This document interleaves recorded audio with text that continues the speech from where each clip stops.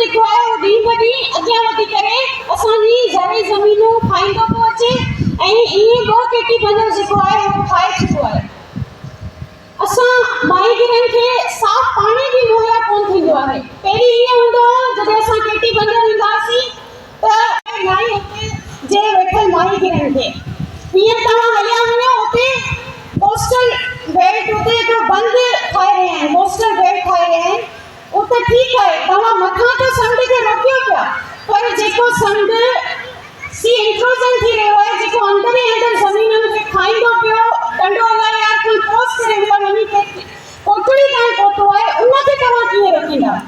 जेको मिठो पाणी आहे दरियाए सिंध जो, उन जो समुंड में छोड़ कयो वञे, इन खां अलावा को बि हल कोन्हे। ॿियो त हिकिड़ो बर्निंग इशू अहिड़ो ॿियो हली रहियो आहे त कैदी माहीगीर। तव्हां ॾिसो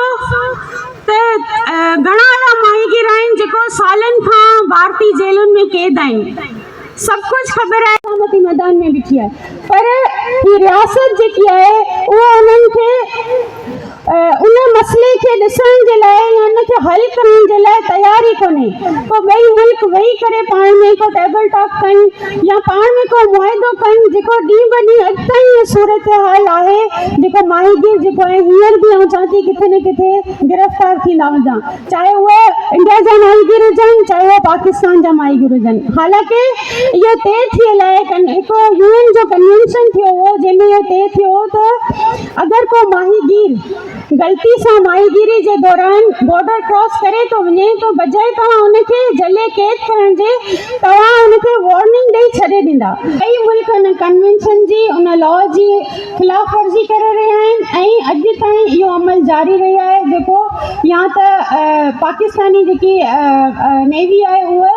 इंडिया जा माहीगीर गिरफ़्तार करे ईंदी आहे या इंडिया जी जेकी नेवी आहे पाकिस्तानी माहीगीर गिरफ़्तार करे हली वेंदी आहे। दर बदर बुख ऐं बदहाली जो शिकार आहिनि, उन्हनि खे केरु ॾियण वठण वारो कोन्हे, उन्हनि जा बच्चा पिनण ते मजबूर आहिनि। त सुठी तालीम सिहत या पाणी त ठहियो,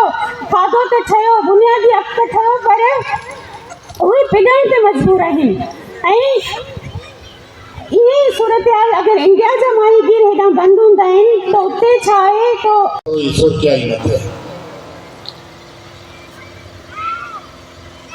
माहीगीर पाकिस्तान में समुंड ऐं दरियानि जी गतीअ ते 40 लख खां वधीक माहीगीर आबाद आहिनि, पर हू अॼु बि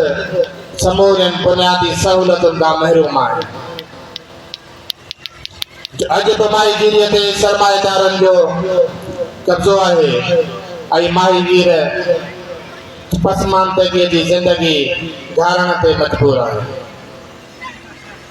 पुरानी पां ॻाल्हि करियूं त जेकॾहिं अगरि ॾिठो वञे पुराणे दौर में जॾहिं सिंधु दरिया ते को डैम को बैराज को कट को डाइवर्जन कोन हुआ तो उन टाइम ते हू पाण सां गॾु 180 मिलियन एकड़ फुट पाणी जेको आख़िरी जेकी हुनजी मंज़िल हूंदी उहा समुंड हूंदी। सो 180 मिलियन एकड़ फुट पाणी सिंधु दरिया खे जॾहिं डैमनि जे पुठियां जेको आहे सो कैद करे छॾियो आहे, त हाणे सिर्फ़ु सिर्फ़ु माहीगीरी खे न पर असांजे सिंध में जेका ॿिया शोभा आहिनि, जेका ॿिया तव्हांजा रोज़गार आहिनि, जंहिंमें तव्हांजो लाइफ स्टॉक आहे, जंहिंमें तव्हांजी ज़राअत आहे, जंहिंमें तव्हांजो फिशरीज़ आहिनि, इहे सभु जेको आहे सो तबाह बर्बाद था थियनि। त हाणे इन प्रोग्राम के तवसुल सां पंहिंजी ये जिम्मेदारी थिए थी कि हे जेका इश्यूज़ आहिनि, हे जेका वॾे पैमाने ते जेका इश्यूज़ आहिनि, जेके तव्हां क्लाइमेट में खणी वञो था, मौसमाती तब्दीली में उन में खणी वञो था, इंसान जे नेगेटिव एक्टिविटी में खणी वञो, त इन्हनि ते ॾिसण जी ज़रूरत आहे। छो त हींअर तव्हांखे ख़बर कोन पई पए, सभिनी ख़बर आहे वञूं था चवंदा कि बाबा धंधो कोन्हे हली आयासीं, पर तव्हांखे इन ॻाल्हि करे आवाज़ करणी पवंदी ऐं इन लाइ करे अवां सां गॾु फिशर फोक हमेशह पहिरीं बि अवां सां गॾु बि ऐं हेर बि अवां सां गॾु। असां कोशिशि कंदा आहियूं मुख़्तलिफ़ एक्टिविटीज़ खणी अचूं, असीं कोशिशि कंदा आहियूं मुख़्तलिफ़ प्रोजेक्ट्स खणी अचूं कि असीं पंहिंजे